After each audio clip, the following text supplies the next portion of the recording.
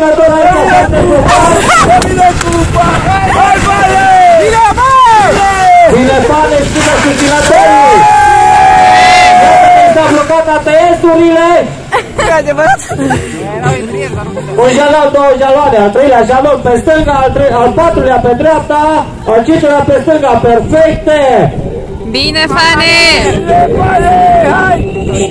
Și o parcare cu spatele, care a fost făcută strâmb. Hai, bă! Lasă-i să ia strâmbii! Din păcate are penalizare cu spatele. Hai, Fane! Hai, Fane!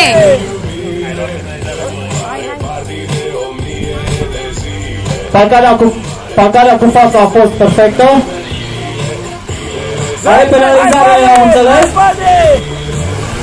Da, bine, are penalizare inclusiv la parcarea cu fața, să știți?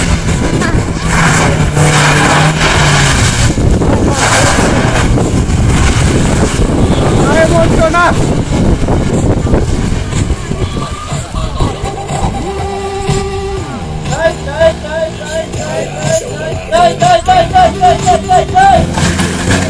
Are penalizare și la parcarea cu spatele de aici. Să omor cu penalizare. De toate parcările are penalizare, spate cele care din păcate. Nu, dar până în spate, mă. Și un viraj luat în forță să recupereze timpul pierdut.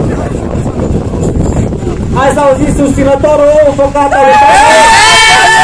Lasă că s-au mulțit, sunt 3 deja. 5 chiar, lângă mai că nu Mai puce avem toți. susținători. Hai, Fane!